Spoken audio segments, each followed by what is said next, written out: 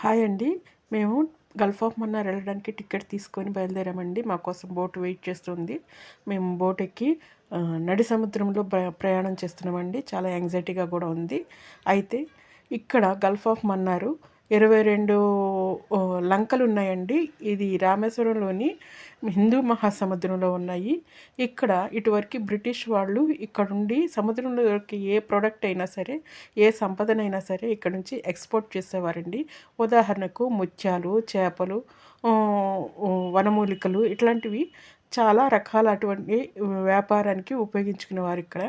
అలాగే ఇది 100 మిలియన్ సంవత్సరాలకు ముందు ఈ లంకలు ఏర్పడ్డాయండి ఈ సముద్రంలో. అలాగే ఇక్కడ నుంచి చాలా చాలా సంపదని ఇక్కడ మ్యూజియంలా పెట్టి మనకి చూపిస్తూ ఉన్నారండి. ఈయన చూపిస్తున్నారు ఇక్కడ దొరికిన ప్రోడక్ట్స్ ఏవైతే ఉన్నాయో. ఇందులో శంకులు, తర్వాత ఎముకలు, చేపల యొక్క ఎముకలు, రకరకాల చేపల ఎముకలు, అలాగే రామసేతు యొక్క రాయి, ఇట్లాగే షార్క్ యొక్క రెక్కలు, వాటి యొక్క బోన్స్, వాటి యొక్క తల, ఇవన్నీ కూడా చూపిస్తున్నారు. అంతేకాదండి, వీళ్ళు ఫార్మలిన్లో కొన్ని చేపల్ని పెట్టి కొన్ని సంవత్సరాల నుంచి ఇక్కడ మ్యూజియంలో పెట్టున్నారు. ఇక్కడ దొరికే ఏవైతే ఉందో ప్రోడక్ట్, వాటి యొక్క శాంపిల్స్ని ఇందులో ఈ ఫార్మలిన్లో పెట్టి బాటిల్స్లో చూపిస్తూ ఉన్నారండి. ఇవి చాలా చాలా చాలా మనకి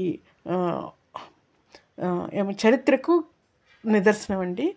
అలాగే ఇక్కడ మనకి సముద్రంలో 22 లంకలు ఉన్నాయండి.